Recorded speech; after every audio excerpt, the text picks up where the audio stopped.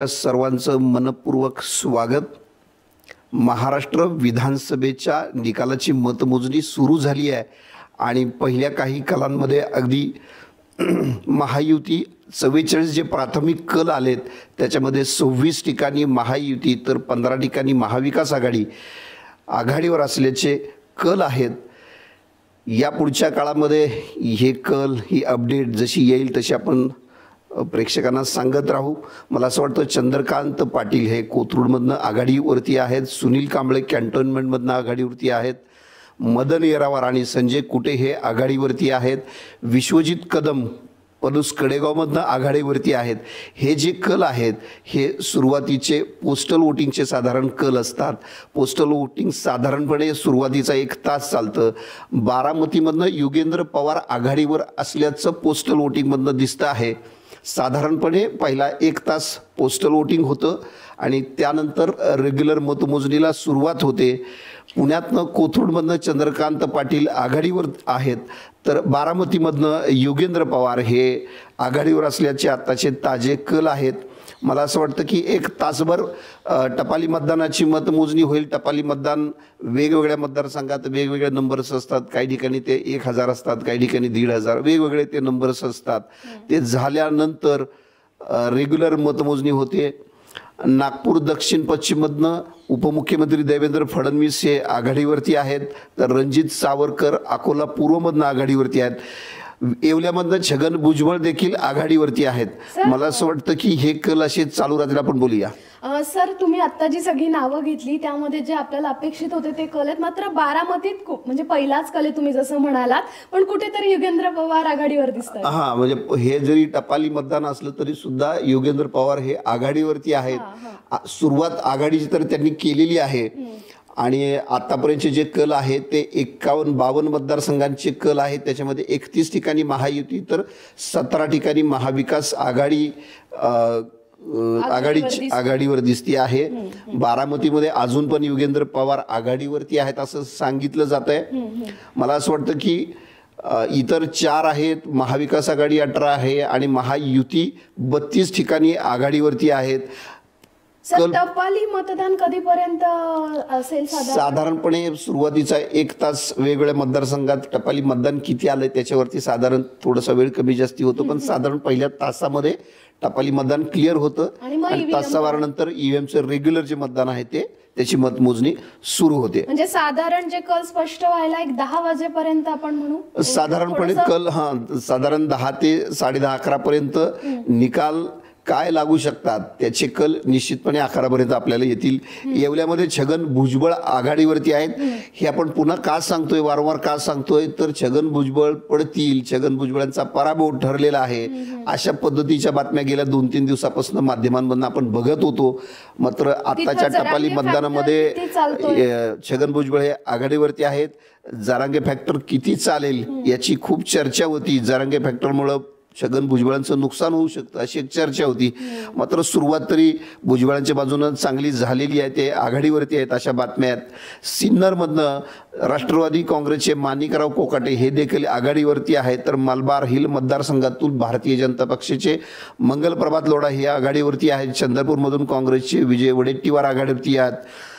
मुख्यमंत्री शिंदे, उपमुख्यमंत्री फडणवीस हे दोघेही आपापल्या मतदारसंघात आघाडीवरती आहेत। फक्त अजित पवारांचं जरा पहिले जे कल आहेत ते थोडेसे अजित पवारांच्या बाजूनी नाहीत असे आहेत, कारण आपण जी सगळी मोठी नावं घेतली जी अपेक्षित आहेत ती सगळीच आघाडीवर दिसतात। अगदी खरंय, अगदी खरंय। अजित पवारांच्या मतदारसंघामध्ये सगळेजण सुरुवातीपासून सांगतायत की अजित पवार निश्चितपणे निवडून येतील, मात्र गेल्या 2 दिवसामध्ये ज्या पद्धतीच्या बातम्या बारामती शहर आणि बारामती ग्रामीण तालुका याच्यामधला मतांचा जो फरक आहे, भाग्यश्री काय की बारामती शहर मतदारसंघात साधारणपणे म्हणजे बारामती शहरामध्ये साधारणपणे 1,30,000 मतदार आहेत आणि त्यातलं 80,000 मतदान झालं असं म्हटलं जातं।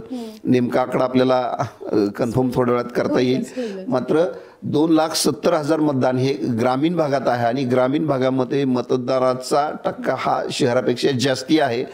आणि एकूण जर आपण आढावा घेतला तर बारामती ग्रामीण मधल्या गावांमध्ये शरद पवारांविषयी सहानुभूती होती, मतदानातनं ती दिसली आणि शहरामध्ये अजित पवारांना अधिक मतदान होण्याची अपेक्षा आहे. तर तिथं तुलनेनं मतदारांची संख्या ही तालुक्याच्या तुलनेत कमी आणि मतदान प्रत्यक्षात कमी झालं असं सांगितलं जातं. पवार आघाडीवर असल्याची पण बातमी आहे. हा, रोहित पवार कर्जत जामखेड आघाडीवरती आहेत.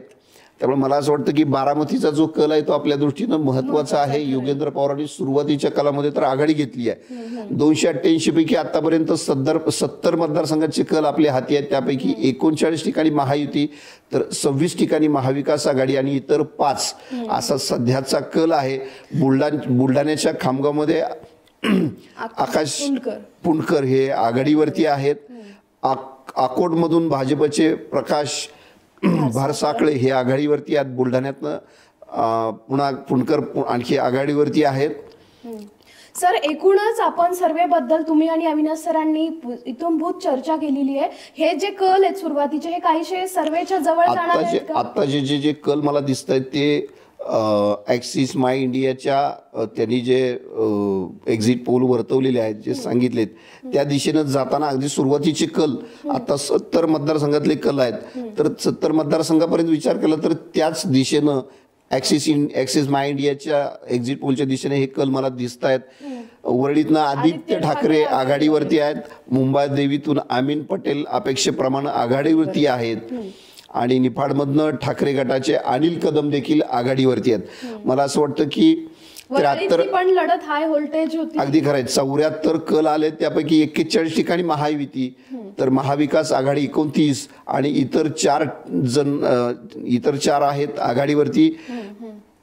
सर, तुम्ही एकूणच म्हणजे विधानसभाचा जो आखाडा आपण केला त्यामध्ये तुम्ही सविस्तर सगळ्याच मतदारसंघाचं विश्लेषण केलं आणि तुमचं विश्लेषण अशाच बाजूने होतं की महायुतीने कमबॅक केलंय. ते दिसतंय का? म्हणजे अगदी खरं आहे. मला असं वाटतं की गेल्या 3 दिवसामध्ये तब्बल 12 एजन्सीज होत्या, जे एक्झिट पोल करणाऱ्या 12 एजन्सीज होत्या. त्यातल्या 8 जणांनी महायुतीच्या बाजूनं कल दिलेला होता आणि त्यातला ॲक्सिस माय इंडियाचा कल तर हा अगदीच महायुती 200 पर्यंत जाऊ शकते अशा प्रकारचा त्यांचा एक्झिट पोल होता.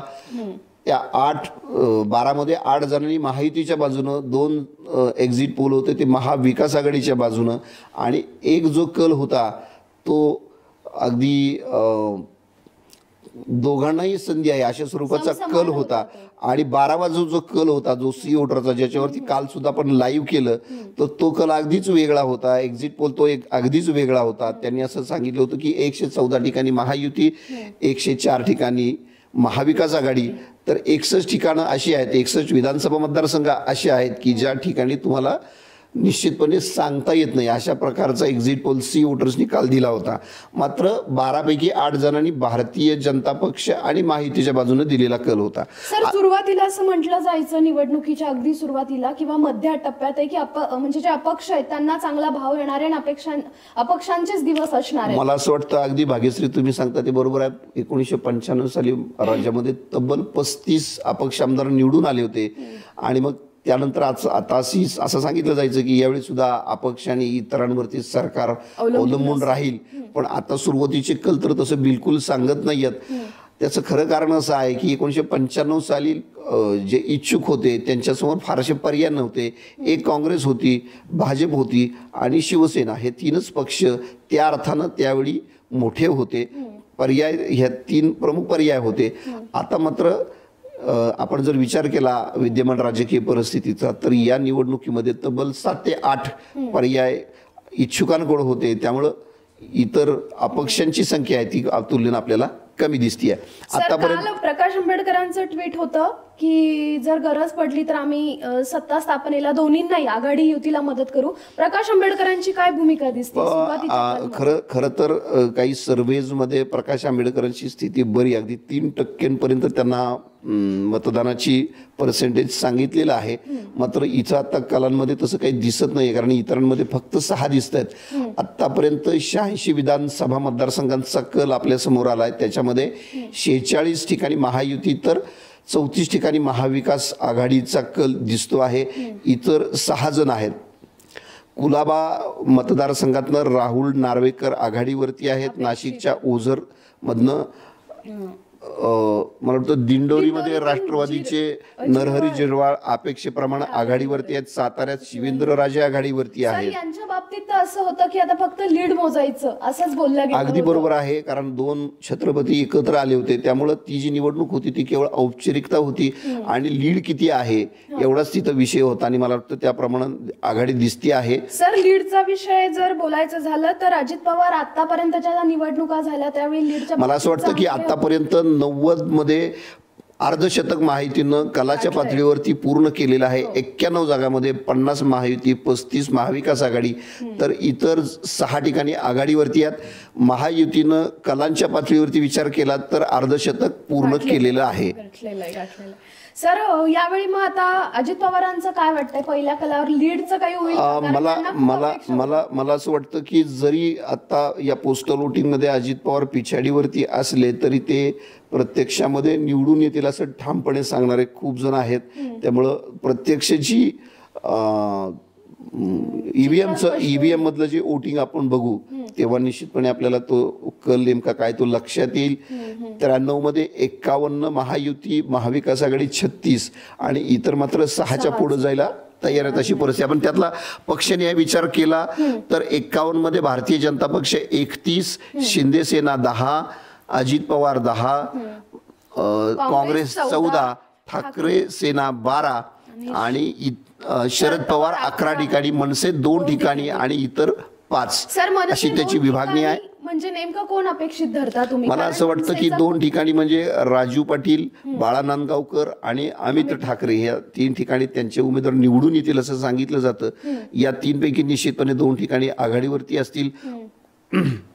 सर एकूणच ही जी निवडणूक झाली यावेळी पक्षफुटीचं राजकारण झालं, जरांगे फॅक्टर होता. कोल्हापूर दक्षिण मधनं काँग्रेसचे ऋतुराज पाटील आघाडीवरती आहेत. ऋतुराज पाटील हे गेल्या वर्षी सुद्धा याच मतदारसंघात आमदार झाले होते, यावेळी देखील ते आघाडीवरती आहेत. धारावीमध्ये ज्योती गायकवाड या आघाडीवरती आहेत. तर कोल्हापूरमधनं सलग दुसऱ्या वेळी ऋतुराज पाटील निवडून येण्याची शक्यता आहे, ते आता आघाडीवरती आहेत. आणि आपण आता म्हटल्याप्रमाणे महायुतीने 50 क्रॉस केलेला आहे. महायुतीनं अमित ठाकरे आघाडीवर आहेत सर.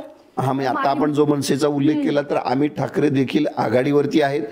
सांगोल्यात शिवसेनेचे शहाजी पाटील हे पिछाडीवरती आहेत. हा खरं तर कलांमध्ये हे धक्कादायक आहे. सांगोल्यात शेकापचे बाबासाहेब देशमुख आघाडीवरती आहेत. हा अर्थात अपेक्षेप्रमाणे आहे. या ठिकाणी बाबासाहेब देशमुखांना निवडून येण्याची जास्त संधी आहे. ज्या क्षणी दीपक आबा साळुंखे यांनी बंडखोरी करून शिवसेनेच्या वतीनं उमेदवारी अर्ज भरला त्याच वेळी शहाजी बापूंच्या पराभवाची चर्चा सुरू झाली होती. आता तरी ते पिछाडीवरती दिसत आहे.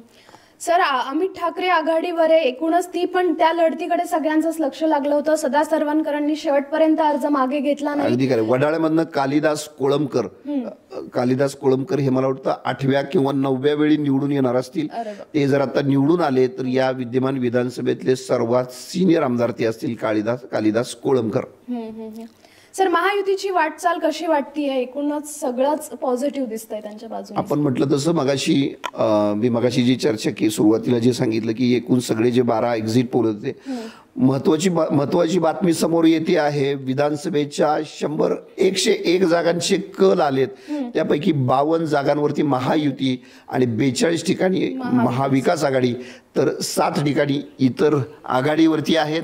सर महाविकास आघाडीने कमबॅक केलं असं म्हणायचं का? 36 वरून 42 पर्यंत गेले, म्हणजे जवळपास आता 10 जागांचं अंतर दिसतं या दोघांमध्ये. 10 ते 12 महाविकास आघाडी बऱ्यापैकी पुढे आलेली दिसते आहे. 103 मध्ये 54 महायुती तर महाविकास आघाडी 43 ठिकाणी. म्हणजे दोघांमधला जो काही फरक होता तो फरक आता कमी झालेला आहे. 12 जागांचाच फरक आहे. इकडे परत अपक्षांची संख्या वाढताना दिसते. 7 अपक्ष इकडे दिसत आहेत. माहिती नाही आता अपक्ष आहेत की इतर आहेत महाविकास किंवा यांचे आहेत. म्हणजे बरोबर. पंढरपूर मधनं भगीरथ भालके आघाडीवरती असल्याचं सांगितलं जात आहे. दहिसर मधून मनीषा चौधरी आघाडीवरती आहेत. सर जर अमित ठाकरे जर निवडून आले तर स्थानमध्ये त्यांना स्थान कुठलं मिळेल? म्हणजे जसं आदित्य ठाकरेंना मंत्रीपद मिळालं होतं तसं मिळेल का अमित ठाकरे? अमित ठाकरे पहिल्यांदा आमदार होत आहेत, त्यांना मंत्रीपद मिळेल का असं म्हणणं म्हणजे ते फार मोठी खरं तर गोष्ट आहे. कारण अर्थात ते मिळू शकणारच नाही असं बिलकुल नाही. कारण उघड उघड भाजपला महायुतीला किती जागा कमी पडतायत त्याच्यावरती त्यांचं मंत्रिपद अवलंबून आहे. आणि अर्थात जरी मनसेने समजा पाठिंबा दिला असं गृहीत धरलं तर बाळा नांदगावकर, राजू पाटील हे समजा निवडून आले, आपण असं गृहीत धरतो की 3 आमदार निवडून आले, समजा हे 3 निवडून आले तर त्यातले 2 सिनियर असतील. बाळा नांदगावकर सिनियर आहेत, राजू पाटील सिनियर आहेत. त्यामुळे जरी निवडून आले आम्ही ठाकरे तर त्यांना खरोखरच मंत्रिपदाची संधी मिळेल का याबद्दल शंका आहे. आणि अर्थात या सगळ्या गोष्टी अवलंबून आहेत त्या महायुतीला किती जागा कमी पडतात. जागा कमी पडल्याच नाहीत म्हणजे बहुमताचा आकडा जर महायुतीनं पार केला तर या सगळ्या शक्यता धूसर होत जातील. पण सत्तेत मनसे असेल, कारण ते देवांपासून म्हणतात की सत्ता जी असेल ती म्हणजे सत्तेत मनसे असेल किंवा मदत होईलच. अगदी बरोबर. या सगळ्या बाबतीत शहाजी बापूंबद्दल काय वाटतं? पिछाडीवर जाण्याचं शहाजी बापू, मगाशी मी म्हटलं तसं शहाजी बापू गेल्या वेळी ज्यांच्या मदतीनं खरं तर शहाजी बापू आमदार झाले होते ते दीपक आबा साळुंखे स्वतःच शिवसेनेकडनं बंडखोरी करून आता उभे आहेत. त्यांची उमेदवारी ज्या क्षणी जाहीर झाली त्या क्षणी शहाजी बापू अडचणीत आहेत हे स्पष्ट झालं होतं. आता तब्बल 114 जागांचा कल हाती आला. त्यापैकी 60 ठिकाणी महायुती तर 47 ठिकाणी महाविकास आघाडीवर असल्याचं दिसतं आहे. सर, एकूणच सध्याची जी निवडणूक आहे या निवडणुकीकडे तुम्ही इतकी वर्ष झाले तुम्ही निवडणूक कव्हर करता, एवढा सगळा तुम्हाला राजकारणाचा किंवा निवडणुकांच्या निकालाचा एकूणच सगळा अनुभव आहे, महाराष्ट्राचं राजकारण तुम्ही जवळून बघितलंय, ही निवडणूक तुम्हाला कुठल्या अर्थाने वेगळी वाटली? महाराष्ट्रातली ही जी निवडणूक आहे ती आतापर्यंत महाराष्ट्राच्या स्थापनेपासून 1960 नंतर जितक्या निवडणुका झाल्या या सगळ्या निवडणुकांचा जर विचार केला तर ही निवडणूक सर्वार्थानं वेगळी होती. मराठा आंदोलनाची पार्श्वभूमी असलेली ही पहिली निवडणूक होती. शिवसेनेसारखा पक्ष फुटल्यानंतर, मोठ्या प्रमाणात पक्ष फुटल्यानंतरची पहिली निवडणूक होती. शरद पवारांसारखा मोठा नेता ज्यांचा राष्ट्रवादी काँग्रेस पक्ष फुटल्यानंतरची ही पहिली निवडणूक होती. या सगळ्या निवडणूक आतापर्यंतच्या सर्व निवडणुकांमध्ये अत्यंत वेगळी होती. आपण बघितलं असेल की या निवडणुकीचे एक्झिट पोल सुद्धा शास्त्रीय पद्धतीनं विश्लेषण करणाऱ्या एजन्सीजना नेमकेपणानं सांगता आले नाहीत. त्याचा विचार केला तर ही निवडणूक किती अवघड आहे, त्याचे निकाल सांगणं किती अवघड होतं हे आपल्याला लक्षात येईल. एकूणच राज्यातली जी काय राजकीय स्थिती गेल्या 2-2.5 वर्षामध्ये खरं तर गेल्या 5 वर्षामध्ये होती ती पूर्णपणे राजकीय अस्थिरता आणणारी होती. 2.5 वर्ष आघाडीचं सरकार, 2.5 वर्ष महायुतीचं सरकार, पक्षांची फोडाफोड अशा सगळ्या याच्यामधनं 5 वर्ष पूर्ण केल्यानंतर ही निवडणूक होती. एक वेगळा संदर्भ होता. 125 विधानसभा मतदारसंघांचा कल हाती आलाय. पैकी महायुती 64 तर महाविकास आघाडी 54 ठिकाणी आघाडीवरती आहे. 10 जागांचा फरक आहे. इतर बंडखोर अपक्ष हे 7 ठिकाणी आघाडीवरती आहेत. येवल्यात छगन भुजबळांची आघाडी अजूनही कायम आहे. नंदुरबारमध्ये विजयकुमार गावित आघाडीवरती आहेत. रवी राणा आघाडीवरती आहेत. साकोलीमध्ये नाना पटोले आघाडीवरती आहेत.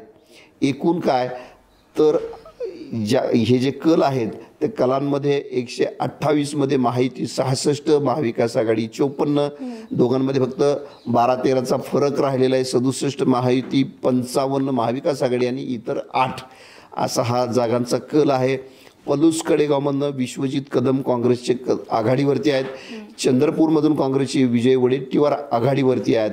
तर काटोलमधून भाजपचे चरणसिंह ठाकूर देखील आघाडीवरती आहेत. सर, हे सगळे कल बघता लोकसभेनंतर महायुतीने होमवर्क चांगलं केलंय असं म्हणायचं का? एकूण जर आपण कलांचा विचार करून बोलायचं झालं तर निश्चितपणे लोकसभेमध्ये ज्या चुका झाल्या, लोकसभेमध्ये जे नुकसान झालं त्यातनं महायुती खूप शिकलेली दिसतीये.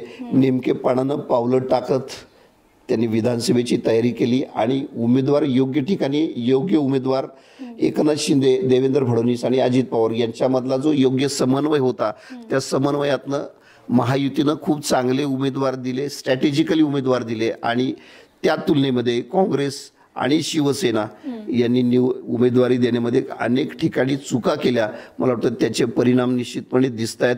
शरद पवारांच्या राष्ट्रवादी काँग्रेसनं मात्र अनेक ठिकाणी चांगले उमेदवार दिले होते. आताची परिस्थिती पहा, आता 145 जागांचा कल हाती आलेला आहे.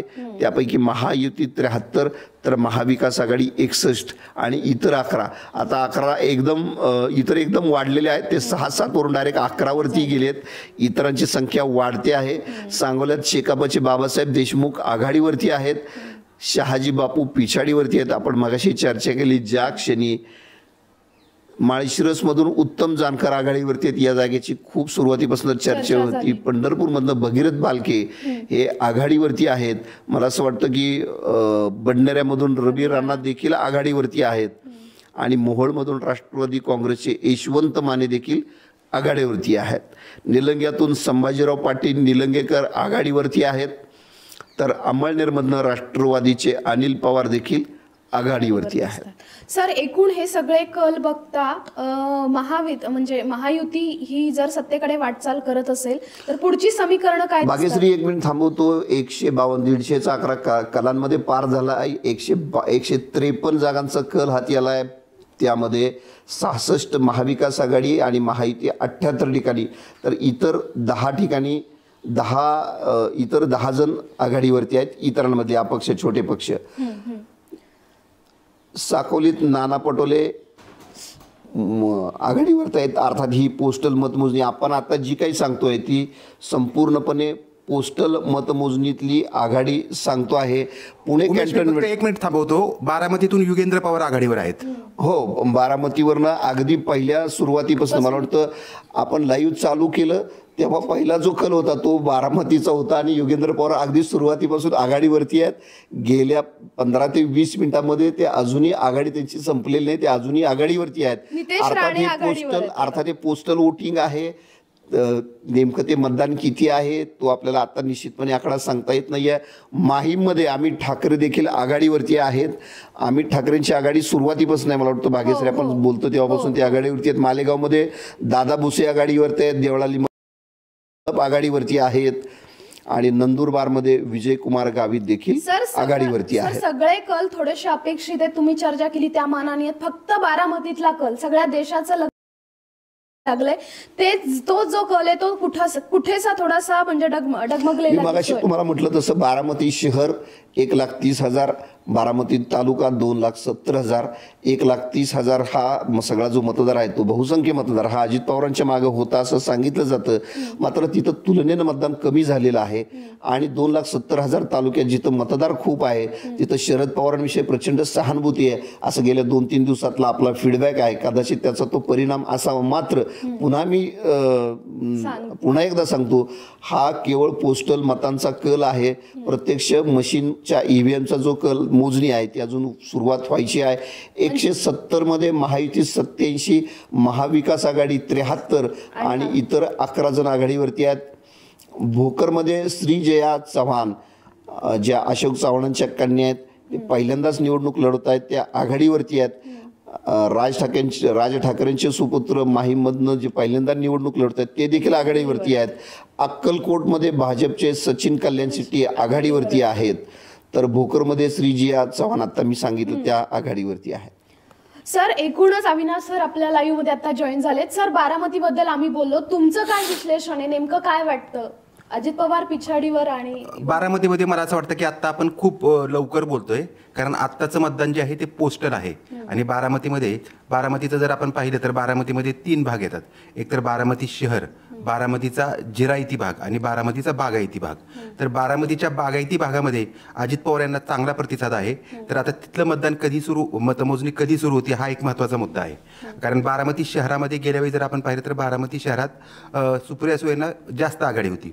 आता अजित पवारांनी ज्या सगळ्या सभा घेतल्या वगैरे त्या जिरायती आणि बागायती पट्ट्यामध्ये घेतल्या होत्या आणि शहराकडे तुलनेने त्यांचे बाकीचे नगरसेवक पाहत होते.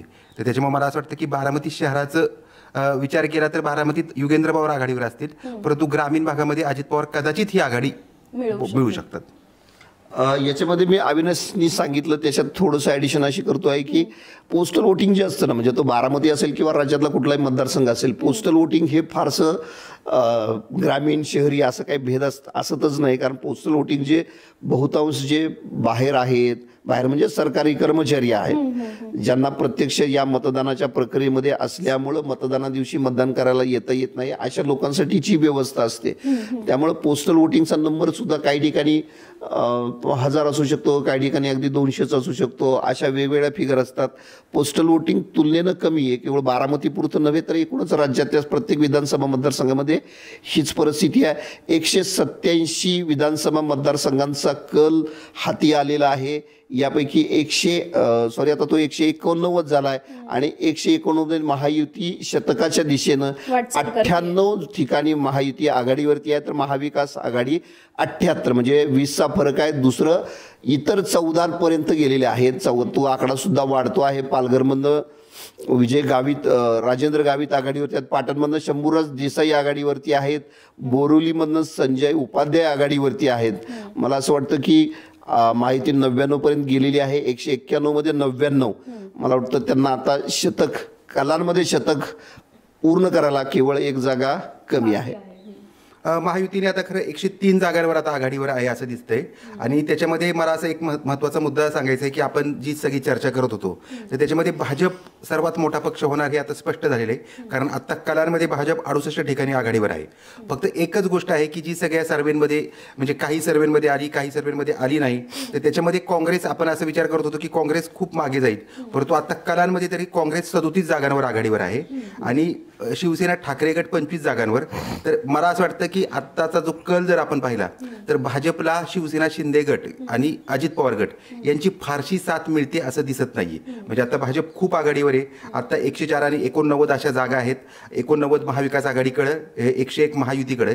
परंतु जर आपण आता आकडे जर पाहिले तर शिवसेना शिंदे गट आणि अजित पवार गट यांच्या जागा तुलनेने कमी आहेत आणि महाविकास आघाडीमध्ये या तिघांच्याही जागा तुलनेने बऱ्या आहेत. म्हणजे आपण जी सगळी चर्चा करत होतो, म्हणजे काल जेव्हा ॲक्सिस माय इंडियाचा सर्वे आला तर त्यामध्ये खूपच जास्त फरक दाखवला होता, परंतु तो सर्वे कलांमध्ये तरी असं दिसतंय की त्याच्यापेक्षा पुढे जात आहेत. म्हणजे अगदी काँग्रेस आता 38 जागांवर आघाडीवर गेलेली आहे. तर याचा अर्थ असं मला वाटतं की खूपच क्लोज फाईट होणार आहे. कारण जर आपण पाहिलं तर अगदी 103 आणि 89 ही, म्हणजे मला असं वाटतं की अगदी 10 ते 12 जागांचा फरक आहे. आता 104 आणि 92 झाले, परंतु हा जो फरक आहे तर हा फरक मला वाटतं की खूपच कमी आहे. आणि आणखी मला असं वाटतं की 12-12:30 वाजेपर्यंत आपल्याला आणखी कल आल्यानंतरच चित्र स्पष्ट होईल. सर, एकूणच एक प्रश्न असा होता की जसं तुम्ही म्हणाले की भाजपला शिंदेंचा किंवा अजित पवारांचा तितकासा फायदा होत नाही, पण दुसऱ्या बाजूने जर विचार केला तर ही लढाई या 2 मुद्द्यांवर पण लढल्या गेली की खरी शिवसेना कोणाची, खरी राष्ट्रवादी कोणाची. हे सगळे आकडे बघून, म्हणजे कलच येथे, हे आकडे बघून तुम्हाला काय वाटतं? मला असं वाटतं की आता कल जरी असले तरी मुंबई आणि कोकण हा जो पट्टा आहे तर या पट्ट्यामध्ये शिवसेनेत जे वाटत होतं की शिवसेना फारशी चांगली कामगिरी करू शकणार नाही, परंतु ठाकरे गट चांगली कामगिरी करताना दिसतोय. आणि अजित पवार आणि शरद पवार ह्याच्यामध्ये जर विचार केला तर आता जे कल येत आहेत, म्हणजे उदाहरणार्थ हे जुन्नरमध्ये सत्यशील शेरकर पुढे आहेत, शिरूरमध्ये अशोक पवार पुढे आहेत. मला वाटतं देवदत्त निकम जुन्नर आंबेगावमधून आघाडीवरती आहेत. वळसे पाटलांचा तो मतदारसंघ महत्वाचा आहे म्हणून मी फक्त सांगितलं. देवदत्त निकम आघाडीवरती आहेत. हा कल पहिल्यांदाच खरं तर आता आलेला आहे आणि धक्कादायक आहे. दिलीप वळसे पाटील हे पिछाडीवरती आहेत, देवदत्त निकम आघाडीवरती आहेत. सर, शरद पवारांनी जे काही सभा घेतल्या त्यामध्ये तुम्ही जे आता उल्लेख केला आंबेगावच्या सभेचा, तिथं पाडा पाडा पाडा असंच शरद पवारांनी खरं तर बारामती सोडलं तर अनेक महत्वाचे जे मतदारसंघ आहेत, महत्वाचे म्हणजे त्यांच्या दृष्टीनं त्यांचे जे सरदार त्यांना सोडून गेले होते, वळसे पाटील असतील, हसन मुश्रीफ असतील, धनंजय मुंडे असतील, छगन भुजबळ असतील, या सगळ्यांच्या मतदारसंघामध्ये त्यांनी वेगवेगळ्या उपमा देत त्या सगळ्या उमेदवारांना, कुणाला गद्दार, कुणाला गडोजी शिर्के असं म्हणत यांना पाडा पाडा पाडा अशा घोषणा केल्या होत्या. मात्र बारामतीत त्यांनी पाडा पाडा बिलकुल ते बोलले नव्हते. याची चर्चा देखील माध्यमांमधनं झाली. मला असं वाटतं की 218 मध्ये 218 जागांचे कल हाती आले. त्याच्यामध्ये महायुती 114, तर महाविकास आघाडी 90 आणि इतर 14 अशी आताची स्थिती आहे. वसईमध्ये बहुजन विकास आघाडीचे हितेंद्र ठाकूर आघाडीवरती दिसत आहेत. कलांमध्ये नालासोपाऱ्यातून भाजपचे राजन नाईक आघाडीवरती दिसत आहेत, तर रावेरमधनं धनंजय चौधरी हे आघाडीवरती आहेत. एकूणच महायुतीसाठी हे सगळंच वातावरण पोषक आहे. मी फक्त बीडमधनं भाग्यश्री संदीप क्षीरसागर आघाडीवरती आहेत, कारण त्या जागेची खूप चर्चा होती. संदीप क्षीरसागर जिंकतील का अशी एक चर्चा आहे, म्हणजे ते जिंकणार की हरणार अशी गेल्या 2-3 दिवसात खूप मोठी चर्चा होती. ते आताच्या या पोस्टलची जी मतमोजणी त्याच्यामध्ये ते आघाडीवर दिसत आहेत. पुन्हा एकदा खरं तर सांगतो की हे जे कल आपण सांगतो आहे हे केवळ पोस्टलचे आहेत. पुढचे कदाचित अर्धा-पाऊण तासामध्ये पोस्टलचं मतदान पूर्ण होईल असं दिसतं आहे, पण हे कल पोस्टल मतदानाचे हे सांगणं महत्त्वाचं आहे. सर, कर्जत जामखेडमध्ये पण म्हणजे बाहेरचे उमेदवार किंवा रोहित पवारांनी काहीच विकास केला नाही. आपली बखरलाईव्हची टीम आम्ही सगळे फिरलो होतो. एकूणच लोकांचा, काही तिथल्या स्थानिकांचा रोष पण बघायला मिळाला की 5 वर्षात आम्ही बारामती करू असं आश्वासन दिलेल्या रोहित पवारांनी काहीच केलं नाही. पाण्याचा प्रश्न असेल हे एकच मिनिट फक्त की देवेंद्र फडणवीस पहिल्या फेरीत आघाडीवर आहेत नागपूर पश्चिम मधून, आणि घाटकोपर मधून राम कदम आघाडीवर आहेत. तर आपण आता कर्जत जामखेडचा जर विचार केला तर कर्जत जामखेडमध्ये जरी विकासाच्या मुद्द्यावर निवडणूक लढली गेली असती तर कदाचित वेगळा कल दिसला असता, म्हणजे जो आता कल दिसतोय तो. परंतु तिथे निवडणुकी बहुतांशपणे रोहित पवार विरुद्ध राम शिंदे अशी जी लढत होती, तर त्याच्यामध्ये रोहित पवारांकडे राज्याचा एक मोठा नेता म्हणून पाहिलं जात होतं. आणि अनेकदा असं होतं की जेव्हा राज्याचा मोठा नेता म्हणून एखादा व्यक्ती उभा राहतो, एखादा उमेदवार उभा राहतो, तर त्याला एक लोकांची सहानुभूती, लोकांचा पाठिंबा जास्त मिळतो. म्हणजे राम शिंदे यांनी खूप प्रयत्न केले, परंतु मला वाटतं की हे आंबेगावात आता पुन्हा एकदा देवदत्त निकम पुढेच गेलेले आहेत आणि त्याच्यामुळे म्हणजे त्यांची आघाडी वाढती असं सांगितलं जात आहे. मला अविनाशजी, मला असं वाटतं की 231 मध्ये म्हणजे 231 विधानसभा मतदारसंघांचे कल आहेत, त्याच्यामध्ये 121 आणि महाविकास. तर आत्ताचे जे कल आहेत त्या कलानुसार बहुमताचा जो काही 145 आकडा आहे त्याच्या जवळपास महायुती जाताना दिसती आहे. आता त्यासाठी केवळ त्यांना 20-22 जागा कमी आहेत, इतर 15 ठिकाणी आहेत, आणि तुलनेनं महाविकास आघाडी बऱ्यापैकी मागं पडताना दिसते आहे. 123, 96 आणि 15 अशी स्थिती आहे. काय अपयशाचं काय, अपयश नाही म्हणता येणार, हे पहिले कलच आहेत, पण ह्या सगळ्या याचं नेमकं काय कारण असेल सर? तुम्ही विश्लेषण काय कराल? महाविकास आघाडीचं नेमकं कुठे चुकतंय? किंवा महाविकास आघाडीचं जर आपण आता पाहिलं तर आता अनेक उमेदवार आहेत, म्हणजे की जे उमेदवार म्हणजे शरद पवारांचे जे उमेदवार आहेत, शरद पवारांनी जे दिले उमेदवार ते तुलनेने जास्त चांगली कामगिरी करताना दिसत आहेत. परंतु हे उद्धव ठाकरेंचे जे उमेदवार आहेत ते तुलनेने कमी कामगिरी करतात. म्हणजे जर आता आपण पाहिलं तर काँग्रेस 42 आहे, शिवसेना ठाकरे 29 आहे आणि शरद पवार 33 आहेत. जर आपण जागांचं जर प्रमाण पाहिलं तर शिवसेना ठाकरे गटाने जास्त जागा लढवल्या होत्या. म्हणजे आपण जो लोकसभा निवडणुकीत पाहिलं होतं की राष्ट्रवादी शरद पवार गटाचा स्ट्राईक रेट खूप चांगला होता, तर तोच स्ट्राईक रेट आत्ताही त्यांचा दिसतोय आणि तुलनेने भाजपने खूप चांगली कामगिरी केलेली दिसते. परंतु भाजपची जी कामगिरी म्हणजे ज्या ठिकाणी भाजपचा उमेदवार आहे तर तिथे महाविकास आघाडीला वर्चस्व मिळवणं खूप अवघड जाते. परंतु ज्या ठिकाणी शिवसेना शिंदे गटाचा आहे किंवा अजित पवार गटाचा आहे तर तिथे मात्र महाविकास आघाडीला फायदा होताना दिसतोय. म्हणजे आता याच्यातून आपण आता हे खूप लवकर होईल, परंतु भारतीय जनता पक्ष जर एकटा लढला असता तर कदाचित हे चित्र खूप वेगळं झालं असतं. म्हणजे आता 81 जागा जर भारतीय जनता पक्षाला मिळत आहेत कलांमध्ये, तर मला असं वाटतं की भारतीय जनता पक्षाच्या बद्दल लोकांची सहानुभूती जास्त होती तुलनेने शिवसेना शिंदे गट आणि अजित पवार यांच्यावर जो तो गद्दारीचा शिक्का बसला वगैरे, तर ह्याच्यामुळे त्यांच्याकडून तुलनेने कमी त्यांना. म्हणजे आता आपण अजित पवारांचं जर पाहिलं तर म्हणजे अजित पवारांचं जे एक्सपेक्टेड होतं, म्हणजे जी चर्चा होती की आता त्यांना 19 जागा मिळत आहेत असं दिसतंय, परंतु त्या जागा त्यांच्या दृष्टीने चांगल्या आहेत. म्हणजे अगदीच लोकांना वाटत होतं की त्या खूपच कमी मिळतील. पण तरीही जर महायुती म्हणून जर विचार केला तर मला असं वाटतं की अजित पवार किंवा शिंदे गट ही भाजपला तेवढी मदत करताना दिसत नाही. म्हणजे अगदी आपण जर आता पाहिलं तर 82 आहेत भाजप, 25 शिवसेना शिंदे गट आणि 19, तर भाजपच्या अर्ध्याही जागा हे मिळवत नाहीयेत. आणि जर आपण जागांचं प्रमाण पाहिलं तर 154 जागा भाजप लढवत होतं आणि उर्वरित जागा या दोघांनी लढवल्यात. म्हणजे याचा अर्थ आपण असं स्पष्ट आपल्याला म्हणता येईल की भाजपला यांची साथ तुलनेने मिळाली नाही. सर, म्हणजे आपण सुरुवातीपासून याच्यामध्ये एक जी चर्चा गेल्या आघाडीवर अजित पवार आघाडीवरती आहेत ही आत्ताची सगळ्यात मोठी बातमी आहे. तुम्ही म्हणाले कदाचित ते ईव्हीएमचं मतमोजणी सुरू झाली असेल आणि कोस्टल कदाचित असेल. खरं तर गेल्या 6 महिन्यापासून, गेल्या वर्षभरापासून अशी चर्चा होती की अजित पवार हे भाजपसाठी दुखणंच झालेलं आहे आणि ज्याला आपण म्हणू की ते आता ह्याच्यात सुद्धा दिसतंय. प्रत्यक्ष फार काही फायदा अजित पवारांचा होताना दिसत नाहीये. लोकसभेलाही तो झाला नव्हता असंच म्हणणं होतं बऱ्यापैकी. आणि पण एकूण अविनाशजी मला असं वाटतं की कलांमध्ये सुद्धा एकनाथ शिंदेचा काही फार प्रभाव दिसत नाही, कारण ते 24 ठिकाणी आहेत. अजित पवार सुद्धा 24 ठिकाणी आघाडीवरती आहेत. भाजप मात्र 82 आहे. काँग्रेसनं मात्र 41 पर्यंत काँग्रेस गेली आहे. उद्धव ठाकरेंचं नुकसान होताना दिसतंय, कारण ते फक्त 29 वरती आहेत. म्हणजे दोन्ही शिवसेनेमध्ये फारसा फरक आता कलांमध्ये तर दिसत नाहीये. उद्धव ठाकरेंचंच असं नाही म्हणता येणार, शिवसेनेचंच नुकसान होते. म्हणजे जर आपण दोघांच्या जागांची बेरीज केली तर गेल्या वेळी त्यांना 56 जागा होत्या आणि आता या दोघांना मिळून तेवढ्या जागा दिसत नाहीयेत. म्हणजे याचा अर्थ शिवसेनेमध्ये जी फूट पडली त्याचा तोटा शिवसेना म्हणून, एकत्रित शिवसेना म्हणून जर आपण विचार केला तर त्याला झालेला आहे. परंतु इथं जर आपण आणखी दुसरं जर पाहिलं तर शरद पवारांना आणि अजित पवार हे दोघं जर आपण एकत्र केले तर त्यांना मात्र राष्ट्रवादीला फायदा होतोय. आणि याच्यामध्ये मला असं वाटतं की सगळ्यात जास्त फायदा जो आहे तो काँग्रेसला होतोय. काँग्रेसने आत्ताच 44 त्यांना गेल्या वेळी जागा होत्या, तर 44 जागे आत्ताच काँग्रेस पुढे. म्हणजे याचा अर्थ ह्या सगळ्यांमध्ये म्हणजे अगदी आपण असं म्हटलं तर की प्रादेशिक पक्ष जे आहेत, म्हणजे शिवसेना असेल, राष्ट्रवादी असेल, दोन्ही गट शिवसेनेचे, तर या प्रादेशिक पक्षांपेक्षा लोक आता राष्ट्रीय पक्षांकडे जास्त, म्हणजे आता भाजप जे आहे ते भाजप आता 85 ठिकाणी आघाडीवर आहे, काँग्रेस 44 ठिकाणी आघाडीवर आहे. आपण जर पाहिलं तर काँग्रेस आणि भाजप असाच मुकाबला होतोय. हे पक्ष त्यांना सहकार्य करतायत, परंतु तुलनेने राष्ट्रीय पक्षांना लोक जास्त मतदान करतात. आता काँग्रेस 46 ठिकाणी आघाडीवर आहे. तर याचा अर्थ असा मला वाटतोय की या दोन्ही म्हणजे प्रादेशिक पक्षांनी स्वतःमधली फूट जर टाळली असती तर मला असं वाटतं की त्यांनी आणखी चांगली कामगिरी केली असती. मला असं एक मोठी बातमी आहे. माढ्यामधनं शरद पवार गटाचे अभिजित पाटील आघाडीवरती आहेत. पुण्यात शिवाजीनगरमधनं सिद्धार्थ शिरोळे आघाडीवरती आहेत. कोथरूडमधनं चंद्रकांत पाटील आघाडीवरती आहेत. कॅन्टोन्मेंटमधनं सुनील कांबळे आघाडीवरती आहेत. तर तासगावमधनं RR पाटलांचे चिरंजीव रोहित पाटील आघाडीवरती आहेत. बारामतीमधनं अजित पवार यांची आघाडी मला वाटतं सुरू झालेली आहे. आणि बुलढाण्यात 7 पैकी 4 जागी महायुतीचे उमेदवार आघाडीवरती आहेत. आणखी मोठी बातमी आहे, वडगाव शहरीतनं सुनील टिंगरे आघाडीवरती आहेत.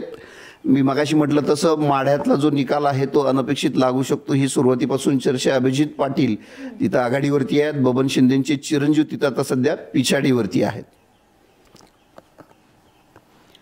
सर, सुरुवातीचे जे कल आहेत त्यानुसार तरी भाजप आणि काँग्रेस हे दोन्ही पक्षांनी चांगल्या जागा मिळवल्या आहेत असंच दिसतंय. म्हणजे जर आघाडी आणि युती ह्या दोघांची कंपॅरिझन केली तर आघाडीमध्ये काँग्रेसला बऱ्यापैकी चांगल्या जागा आहेत आणि इकडे युतीमध्ये भाजपला आहेत. म्हणजे जर आता खूपच लवकर हे बोलणं होईल, पण जर मुख्यमंत्री पदाबाबत बोलायचं झालं तर आता हे दोन्ही पक्ष म्हणजे भाजप दावा करू शकेल का?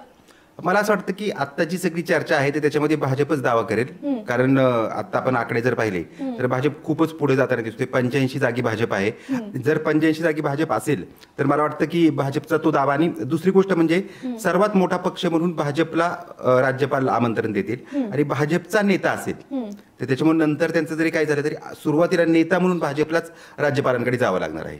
हे सगळे जे कल पाहता अजित पवार गटाची असेल किंवा शिंदेच्या शिवसेनेची असेल, भाजपला किती गरज पडेल सत्ता स्थापनेची? एक मात्र सांगावं लागेल आपल्याला आता की अजित पवार गटाची जरी 21 जागा आता दिसत असल्या तरी अजित पवार हे किंग मेकर ठरणार आहेत. जर म्हणजे आपण ते खूप हायपोथेटिकल होईल, खूप म्हणजे ते, पण जर आपण जर आत्ताची पाहिली तर 132 119 अशा जागा आहेत. अजित पवार 21 आहेत आणि अजित पवारांच्या काल रात्रीपासून बारामतीमध्ये मुख्यमंत्री असे बोर्ड बॅनर लागलेले आहेत. जर आपण अगदी तो म्हणजे हे असं हे 21 जर इकडे गेले तर काय होईल? हे 21 इकडे गेले तर बहुमत होते त्याचं. अगदी बरोबर, खरं आहे. पण एकूण जर महायुतीचा विचार केला तर महायुती बहुमतापासून केवळ 10चा फरक आहे, 10नी मागं आहे. महाविकास आघाडी 113 आणि महायुती 135 असे आत्ताचे आकडे आहेत. 263 विधानसभा मतदारसंघांचा हा कल आहे. 86 ठिकाणी भारतीय जनता पक्ष, शिंदेची शिवसेना 25, अजित पवार 24 आणि काँग्रेस 44 ठिकाणी आघाडीवर आहे. ठाकरेंची सेना 32 ठिकाणी आणि शरद पवारांची राष्ट्रवादी 37 ठिकाणी आघाडीवरती आहे. सर, तुम्ही जसं म्हणाले की जर अजित पवार इकडे मावियामध्ये गेले तसे परसेप्शन काही ठिकाणी नोंदवून पण आलेलं आहे. जर असं झालं तर अजित पवारांना मुख्यमंत्रीपद देतील आणि शरद पवार त्यांना माफ करतील? खरं सांगायचं तर सत्तेच्या राजकारणात आपण जर गेल्या 3-4 वर्षांमध्ये सगळं राजकारण पाहिलं तर ज्या गोष्टी आपण कधी कल्पनेतही केल्या नव्हत्या त्या गोष्टी घडलेल्या आहेत. तर त्याच्यामुळे ही सुद्धा कल्पना जर कुणी मांडली आणि अजित पवारांचं मुख्यमंत्री होण्याचं त्यांचं स्वप्न किती तीव्र आहे हे सगळ्यांना माहिती आहे. आणि शरद पवारांचं आजपर्यंत जर राजकारण पाहिलं तर शरद पवार एका मिनिटात विकासाच्या मुद्द्यावर आम्हाला एकत्र यायचे, राज्याला स्थिर सत्ता पाहिजे असं शरद पवार कधीही म्हणू शकतात. याच्यामध्ये काय आहे, अगदी अविनाशजी म्हणतात ते अगदी खरं आहे. त्याच्यात एक ॲडिशन फक्त सांगतो की या निकालानंतर एकच गोष्ट फक्त होणार नाहीये, ती म्हणजे काँग्रेस आणि भाजप एकत्र येणार नाहीत. बाकी काहीही होऊ शकतं आणि आकडेही तसंच सांगतायत की कुठेही जाऊ शकतं. काल तर नाना पटोले असं म्हणाले की एकनाथ शिंदे आणि अजित पवार दोघेही आमच्या सोबत येण्याची शक्यता आहे. म्हणजे याचा अर्थ असा होतो की फक्त भाजपला वेगळं पाडण्यासाठी सगळे पक्ष एकत्र येऊ शकतात का, म्हणजे ही खूप म्हणजे अशी कल्पनेतली गोष्ट आहे. परंतु तरी तशा पद्धतीची चर्चा आपण एका पक्षाचा राष्ट्रीय पक्षाचा प्रदेशाध्यक्ष करतो. नाही, आपण बरोबर आहे, चर्चा करतो आहे, चर्चा आहे तशी. मात्र काँग्रेस येवल्यामधून छगन भुजबळ पिछाडीवर गेलेत. म्हणजे सुरुवातीचे जे पोस्टर मतदारात ते आघाडीवर होते, परंतु आता जी ईव्हीएमची पहिली फेरी सुरू झाली आणि पहिल्या फेरीत छगन भुजबळ हे पिछाडीवर गेले दिसते. पुण्याच्या दृष्टीने एक महत्वाची बातमी आहे ज्याची खूप चर्चा आहे. राज्यभर कसबा विधानसभा मतदारसंघाची चर्चा आहे. रवींद्र धंगेकर काँग्रेसचे ते या मतदारसंघातनं आत्ता आघाडीवरती आहेत. तिथं पोस्टल मतदान संपून रेग्युलर मतमोजणी ईव्हीएमची सुरू झालेली आहे आणि त्याच्यामध्ये रवींद्र धंगेकर सुरुवातीच्या कालांमध्ये आघाडीवरती दिसत आहेत. सर, मला हे विचारायचं होतं, जे आघाडी म्हणजे जे कल येतात, ज्या आघाडी पिछाडीवर होतात, त्या भागातला त्या नेत्यांचा तो प्रभाव सांगतो का? कारण त्या भागातलं ते ईव्हीएम उघडल्या जातं आणि म्हणून हे कल स्पष्ट होतं. अगदी बरोबर. म्हणजे मी एक उदाहरण सांगतो की समजा आता आपण कसबा मतदारसंघात रवींद्र धंगेकरांचा आपण विचार केला तर कसबा मतदारसंघ हा अशा पद्धतीचा आहे की म्हणजे एका बाजूला गुरुवार पेठ, महात्मा फुले पेठ, दुसऱ्या बाजूला कसबा पेठ की जो रवींद्र धंगेकर यांचा स्वतःचा आहे. त्यानंतर मग आपण येतो शनिवार पेठ, सदाशिव पेठ, नारायण पेठ.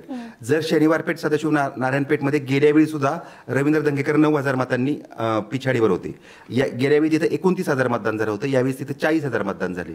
जर या भागातला जर असेल म्हणजे समजा उदाहरणार्थ कसबा पेठ किंवा गुरुवार पेठच्या ईव्हीएम पहिल्यांदा आले असतील तर साहजिकच रवींद्र धंगेकर पुढे जाणार आहेत. परंतु जेव्हा ह्या भागातलं मतदान सुरू होईल आणि असं झालेलं आहे, म्हणजे एक उदाहरण म्हणून सांगतो आता याच्यात की लक्ष्मण जगताप हे चिंचवड मतदारसंघातून उभे होते आणि 26व्या 27व्या फेरीला ते 20,000 मतांनी पिछाडीवर होते. म्हणजे जेव्हा आणि त्यावेळी आम्ही अशा बातम्याही सुरू केल्या की आता लक्ष्मण जगताप यांचा पराभव. परंतु त्यानंतर त्यांचा जो भाग आहे सांगवी मतदारसंघ तो सांगवीचा तो सुरू झाला आणि त्यांनी ती 20,000ची आघाडी मोडून काढून त्यांचा विजय झाला. त्याच्यामुळे आपण अगदी 26-27व्या फेरीनंतर सुद्धा कधी कधी पूर्णपणे कल बदलतो. मला असं वाटतं की भारतीय जनता पक्ष 88 जागी, शिंदेसेना 27, अजित पवार 25 आणि काँग्रेस 46. म्हणजे काँग्रेस आणि भाजप कलांच्या पातळीवर जवळजवळ काँग्रेसच्या दुप्पट भाजप कलांमध्ये पुढं आहे आणि दोन्ही शिवसेनेमध्ये सुद्धा जवळजवळ 8 ते 10 जागांचं अंतर आहे. आणखी एक सांगायचं, राहुल कुल दौंड मतदारसंघातून 4,000 मतांनी आघाडीवर आहे आणि अजित पवारांची आघाडी आता 3,623 मतांची झालेली आहे. लीड असेल सर यावेळी अजित पवारांना?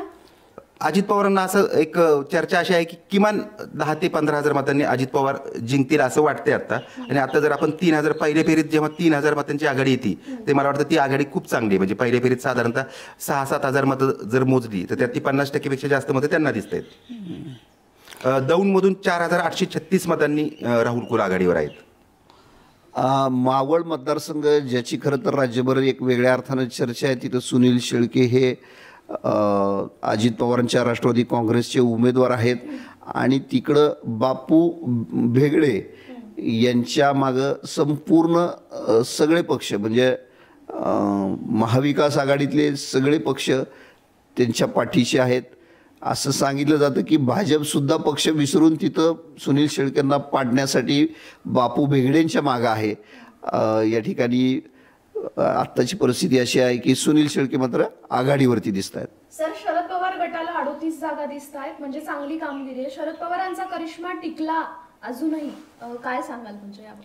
त्यांचा जर म्हणजे समजा आपण आता हा सगळा हे निकालांचा विचार न करता शरद पवारांमध्ये अजित पवार आणि शरद पवार असा जर विचार केला तर अजित पवारांना 21 आणि शरद पवारांना 40, तर त्यांना किमान म्हणजे अगदी उद्या जरी त्यांचं सरकार आलं नाही अविनाशजी, मला फक्त एक सांगायचं आहे, 280 जागांचा कल आलेला आहे. 91 ठिकाणी भाजपनं 90 पार केले. आणि सगळ्यात महत्त्वाचं, महायुतीच्या 145 जो जादू आकडा आहे ज्याच्यावरती ते सरकार स्थापन करू शकतात, 145 ठिकाणी आत्ता महायुती कलांच्या पातळीवर आघाडीवरती आहे. महाविकास आघाडी 120 आणि इतर 16 ठिकाणी आघाडीवरती आहेत. भाजपानं कलांच्या पातळीवर 90 पार करत 91, शिंदेसेना 28, अजित पवार 26, काँग्रेस 47, ठाकरे सेना 35 आणि शरद पवार 39 ठिकाणी आघाडीवरती आहेत. मला वाटतं ही खूप मोठी बातमी आहे. 145 ठिकाणी महायुती आत्ता आघाडीवरती आहेत. 145 हा आकडा सत्ता स्थापनेसाठी अत्यंत महत्त्वाचा आहे. ज्याच्याकडे 145 आमदार असतील तो सत्ता स्थापन करू शकतो. आणि कलांच्या पातळीवर तरी ती भारतीय जनता पक्ष आणि महायुतीनं आत्ता 145 आकडा गाठलेला आहे. आणि भारतीय जनता पक्षानं विशेष उल्लेखनीय की 90 क्रॉस केलेला आहे. त्यांच्या 91 ठिकाणी आघाडी आहे. पुरंदर मतदारसंघाबद्दल खूप चर्चा होती. विजय शिवतारे शिवसेना शिंदे गटाचे होते. अजित पवारांनी त्यांचा एकंदर जे संघर्ष होता तरी अजित पवारांनी त्यांना यावी मदत केली होती. आणि आत्ता विजय शिवतारे हे 2,500 मतांनी आघाडीवर आहेत. सर, एकूणच हे सगळे कल बघता म्हणजे भाजपनी असेल किंवा महायुतीने असेल जे लोकसभेनंतर कमबॅक केलं त्यातली गेम चेंजर काय ठरलं? लाडकी बहीण ठरली का? मला असं वाटतं की लाडकी बहीण जर ठरली असती तर कदाचित शिवसेना आणि अजित पवार गटालाही फायदा झाला असता. मला असं वाटतं की भाजप स्थिर सरकार देऊ शकतं. तर हा मुद्दा लोकांना जास्त भावलेला दिसतोय आत्ता तरी. कारण आपण जर हो आणि आता भाजपला जर 90 जागा मिळतात आणि यांना 25 किंवा 20 जागा मिळत आहेत तर याचा अर्थ लाडकी बहीणचा फायदा दोघांनाही व्हायला हवा. परंतु विश्वास जो ठेवला तो भाजपवर ठेवला. हा, आणखी एक सगळ्यात महत्त्वाची बातमी की राणी लंके त्यांच्याबद्दल खूप चर्चा होती. निलेश लंके यांच्या पत्नी तर त्या पारनेरमध्ये पिछाडीवर आहेत. तिथे अजित पवार गटाचे दाते आहेत, त्यांना 1500 मतांची आघाडी मिळालेली आहे. नवापूरमध्ये काँग्रेसचे शिरीष नाईक पुढे गेलेले आहेत. दादा अजित पवार गटाचे गावीत मागे गेलेले आहेत. इंदापूरमधून बातमी आहे सर, दत्ता भरणे आघाडीवर दिसतात. तर एकूणच तिथं हर्षवर्धन पाटलांनी भाजपची साथ सोडून शरद पवार गटात गेले आणि ती सगळी निवडणूक झाली. दत्ता भरणेंचं काय वाटतं?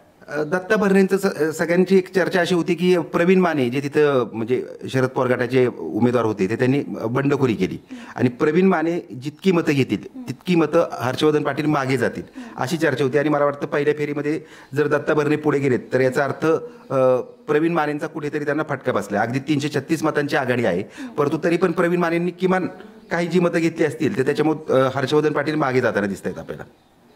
मला असं वाटतं की भारतीय जनता पक्ष 94 ठिकाणी आघाडीवरती आहे. मला वाटतं सिंगल भाजपसुद्धा शतकाच्या दिशेनं वाटचाल सुरू आहे. आणि 288 पैकी 284 मतदारसंघातले कल आता जाहीर झालेले आहेत. अजित पवार फक्त 26 ठिकाणी तर शिंदे गट 28 ठिकाणी, तुलनेनं ठाकरे 36 आणि शरद पवारांची राष्ट्रवादी 40 ठिकाणी आघाडीवरती आहे. पण उमेश, आपण जे चर्चा करत होतो सतत की जर आता आपण जागा पाहिल्या तर 137 ठिकाणी महायुती आणि 131 ठिकाणी महाविकास आघाडी. तर याचा अर्थ ही निवडणूक खूपच चुरशीची होणार आहे. आणि मला असं वाटतं की आपल्याला किमान 1:30, 2, 2:30 वाजेपर्यंत, कारण हे जे कल आहेत हे सतत बदलत राहणार आहेत. कारण आताही आपण पाहतोय की कल तर आता 137 आणि 132 म्हणजे फक्त 5 जागांचा फरक आहे. आणि आपण जी सगळी चर्चा करत होतो म्हणजे की एका जागेला कसं महत्व येणार आहे. काल तर संजय राऊत यांनी असा आरोप केला की अपक्ष आमदारांना 50 ते 100 कोटी रुपयांची ऑफर दिली जाते. जर आपण आत्ताचा जर हा कल पाहिला तर अपक्ष आमदार हे कोटी मोलाचे ठरणार आहेत असं मला वाटतं.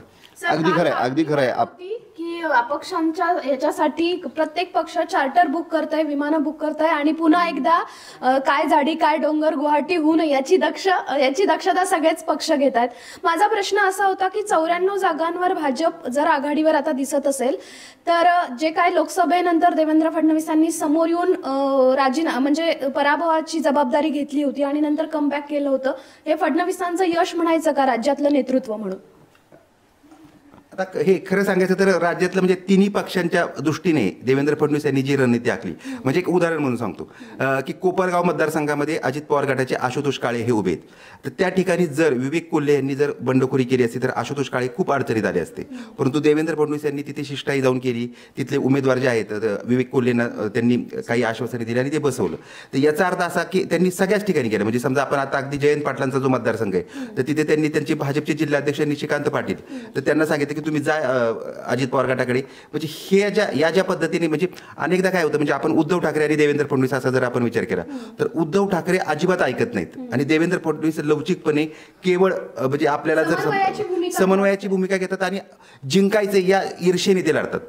तर त्याच्यामुळे मला असं वाटतं की त्यांनी ज्या पद्धतीने केलं आणि विदर्भातले जर आपण जर पाहिलं तर विदर्भामध्ये भाजप खूप चांगली कामगिरी करताना दिसते. आणि सगळ्यात महत्त्वाची गोष्ट म्हणजे उत्तर महाराष्ट्र, काल आपली चर्चा झाली होती, तर उत्तर महाराष्ट्रामध्ये महायुतीची कामगिरी खूपच चांगली आहे. आणि विशेष म्हणजे बाकी राज्यात कुठे नाही तरी उत्तर महाराष्ट्रामध्ये अजित पवार गटाचा खूप फायदा महायुतीला होताना दिसतोय. सर, गेल्या वेळी उत्तर महाराष्ट्रामध्ये कांद्याचा प्रश्न असेल, कारण भारती पवार ज्या त्या पडल्या, त्यांचा पराभव पण जिवारी लागला होता महायुतीच्या यांना. तर जे हे सगळं जे प्रश्न होते, कांदा उत्पादकांचे प्रश्न असतील, आदिवासींचे प्रश्न असतील, हे कशा प्रकारे थोपवल्या गेले किंवा कशी साथ मिळाली? सगळ्यात महत्त्वाची गोष्ट म्हणजे त्यावेळी ज्या पद्धतीचा नॅरेटिव्ह पसरवला गेला म्हणजे त्यावेळी खरं म्हणजे जेव्हा हा प्रश्न लक्षात आला तर तेव्हाच तुम्हाला आठवत असेल की देवेंद्र फडणवीस यांनी स्वतः जाऊन पियुष गोयल यांची भेट घेतली होती, अमित शहा यांची भेट घेतली होती आणि कांद्यावरचं निर्यात मूल्य जे आहे ते कमी केलं होतं, परंतु ते पोहोचवण्यात कमी पडले. तर त्यानंतर मात्र कांदा उत्पादक शेतकऱ्यांचा रोष पूर्णपणे कमी झाला. आणि गेल्या वेळी आणखी एक सगळ्यात महत्त्वाची गोष्ट झाली होती की आदिवासी समाजामध्ये एक प्रकारचं त्यांना म्हणजे असं महाविकास आघाडीकडून वेगळ्या पद्धतीचं एक नॅरेटिव्ह तयार केलं होतं की संविधान बदलणार आहेत, तुमचे हक्क जाणार आहेत. आणि मला असं वाटतं की ते भाजपने ते सगळं खोडून काढलं.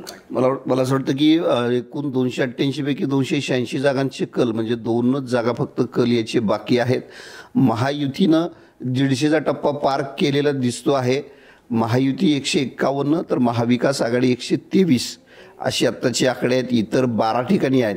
अविनाशजी, मला याच्यामध्ये एक फक्त जो फरक लक्षात येतोय तो म्हणजे अजित पवार आणि एकनाथ शिंदेची शिवसेना यांची कामगिरी अपेक्षा इतकी अजित पवारांची कदाचित साधारण एवढीच अपेक्षा सगळ्यांनी व्यक्त केली होती कलांमध्ये बोलतोय आपण अर्थात, पण शिंदेच्या शिवसेना मात्र 30 वरतीच अडकलेली आहे. हो, नाही आता एक आणखी महत्त्वाची बातमी म्हणजे खूप इंटरेस्टिंग आहे की जुन्नरमधून ज्यांची कुठे चर्चाही नव्हती ते देवराम लांडे हे आघाडीवर गेलेत. देवराम लांडे हे जिल्हा परिषदेचे अध्यक्ष होते, राष्ट्रवादी काँग्रेसचे उमेदवार आहेत. एक वेगळ्या प्रकारचं व्यक्तिमत्व म्हणजे ते त्यांच्या सभा जर आपण पाहिल्या तर म्हणजे अगदी हशा टाळ्या अशा पद्धतीचं असतं. आदिवासी समाजाचे नेते आहेत आणि ते आघाडीवर आहेत. म्हणजे तिथे खूप दिग्गज उमेदवार आहेत. म्हणजे तिथे एकूण आपण आतापर्यंत चौरंगी लढत होणार असं म्हणत होतो, परंतु आता देवराम लांडे जर पुढे गेले तर तिथे लढत पंचरंगी झालेली. एक गोष्ट आहे की जर आदिवासी भागातला त्यांचा खूप प्रभाव आहे आणि आदिवासी भागात ते जर मतदान पहिल्यांदा असेल तर ते पुढे गेलेत, परंतु आत्ताच्या क्षणी तरी देवराम लांडे पुढे आहेत. तुम्ही जे म्हटलं की बोला, हे धर्मराव बाबा आत्राम आहेरीमधून आघाडीवर आहेत, त्यांच्या कन्या भाग्यश्री ह्याच त्यांच्या विरुद्ध उभ्या आहेत. तर ती लढत खूप. दुसरी आणखी एक महत्वाची, कागलमधनं हसन मुश्रीफ काही वेळापूर्वी आघाडीवरती होते, मात्र आता ते पिछाडीवर गेलेत आणि तिथं समरजित गाडगे हे आघाडीवरती आहेत. बल्लारपूरमधनं सुधीरभाऊ मुनगंटीवार आघाडीवर आहेत. परळीमधनं धनंजय मुंडे आघाडीवरती आहेत आणि येवल्यामधनं छगन भुजबळांची आघाडी कायम आहे. शिरूर मतदारसंघामध्ये अजित पवार गटाचे माऊली कटके आघाडीवर गेलेत आता.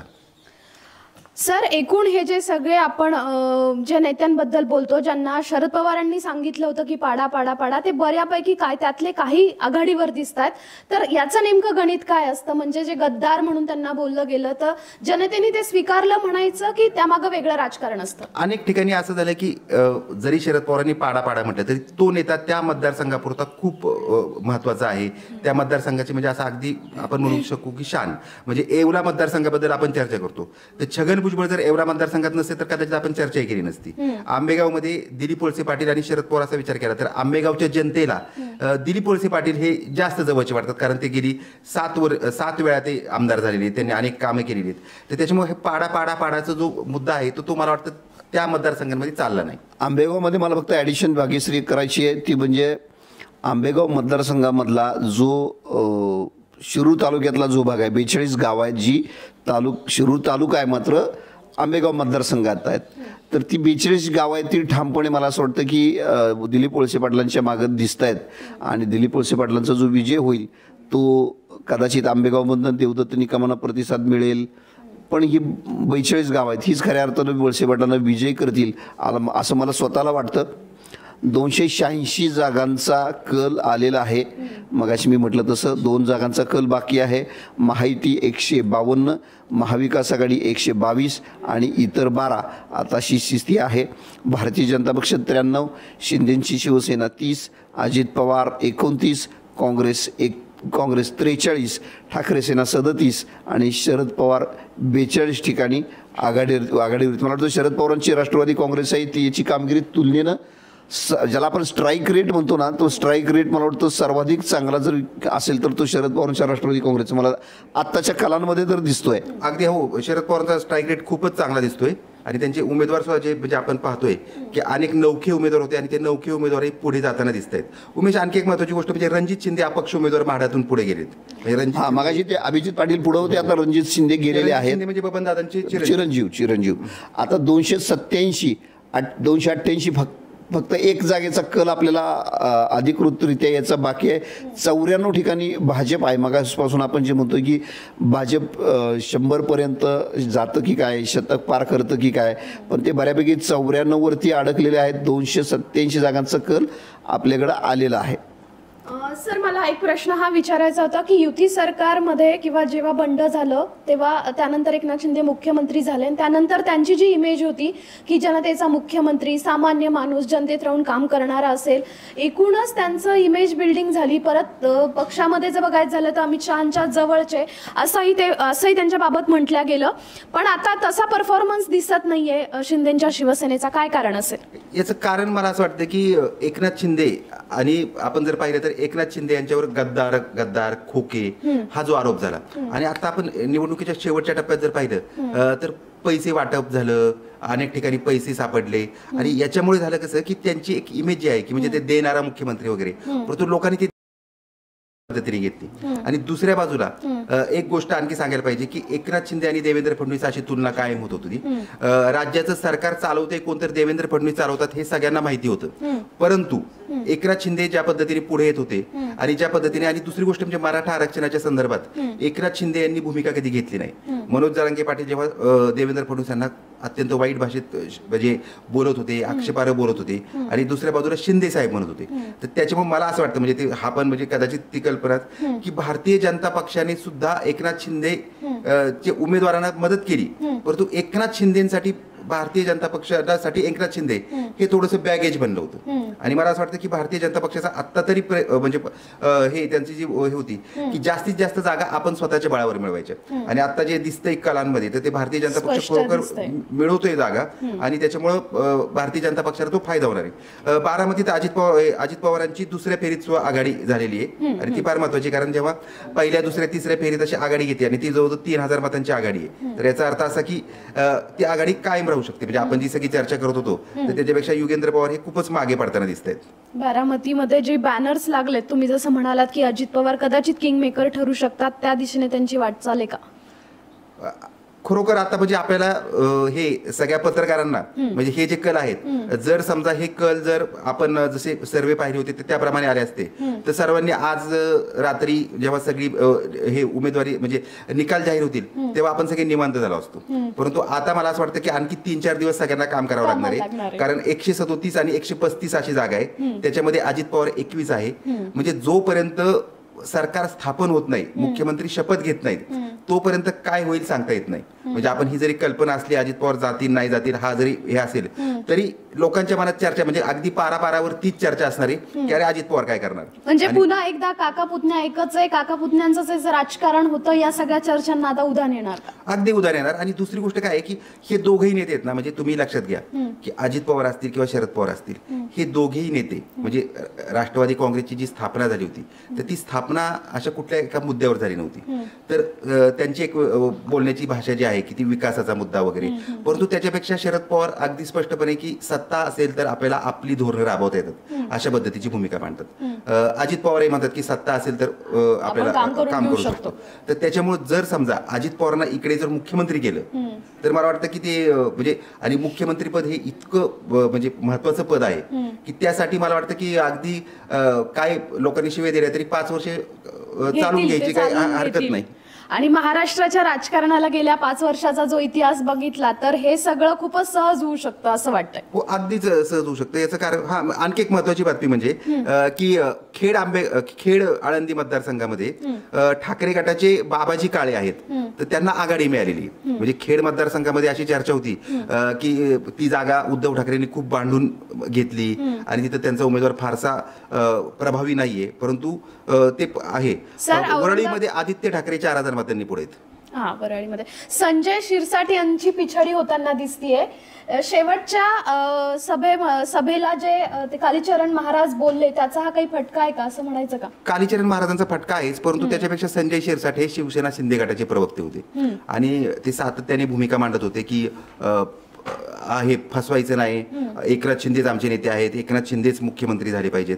आणि मला असं वाटतं की कालही त्यांचा वाईट होता. तर मला असं वाटतं की कदाचित भारतीय जनता पक्षाचे जे कार्यकर्ते म्हणजे भारतीय जनता पक्षाने मुद्दामून केला असेल असं नाही, परंतु भारतीय जनता पक्षाचे कार्यकर्ते ते कुठेतरी दुखावले गेले असतील ना की म्हणजे तुम्ही आत्ताच मुख्यमंत्री पदाबद्दल जर बोलताय, तुम्ही आत्ताच जर आमच्या नेत्यांबद्दल वाईट बोलताय, तर त्याच्यामुळे मला असं वाटतं की कदाचित भारतीय जनता पक्षाचा तो एक कारण असू शकतं. मला वाटतं भाग्यश्री 288 जागांचे कल आता इथं आपल्याला क्लिअर दिसत आहेत. 288 मध्ये भारतीय जनता पक्ष 95, एकनाथ शिंदेची सेना 31, अजित पवारांची राष्ट्रवादी 25, काँग्रेस 43, उद्धव ठाकरेंची शिवसेना 36 आणि शरद पवारांची राष्ट्रवादी काँग्रेस 46.